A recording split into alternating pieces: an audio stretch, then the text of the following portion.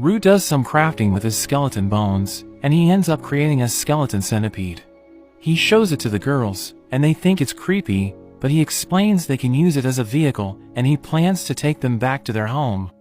They wonder if they are being kicked out, but he mentions he wants to fulfill his promise to take them home and give them a chance to choose if they want to stay. There's a feast to officially welcome the new members, and Zai thinks the centipede will scare people in the town.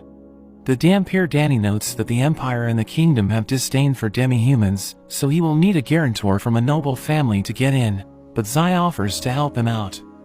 The next day, before they head off, Rue splits everyone into groups, telling them to gather more information about the outside world, but reminds them that no one is allowed to die.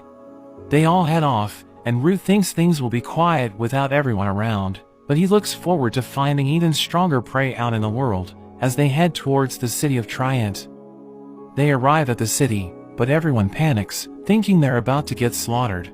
So Rue's companions explain their situation, and they're able to find a place to stay. He tells the girls they can leave his party and stay in the city, because he knows they were kidnapped, and he wants them to enjoy their lives. But he thinks they're a valuable asset to his party, so he prefers having them around. Rubelia shows him the Adventurers Guild, where he immediately gets attacked, because everyone thinks he's a threat, so he knocks them out. Rubelia tells the attendant about Parabellum, and an old man tells them to register as adventurers, so they follow his instructions. Mio invites Rue to go shopping, but he explains that he needs to gather intel, and he disguises himself as a human. He walks around the city, as he hears everyone talking about him, thinking he's dangerous, so he realizes that it will be difficult for him to advertise his company.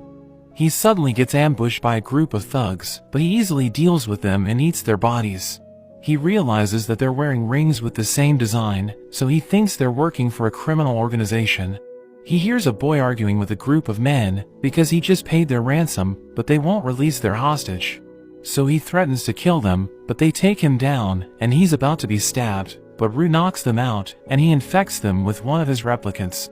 The boy thinks he should have killed them, but he explains that he has a plan, and he gives him a business card, telling him to contact Parabellum if he needs help, as Rue reveals his true form.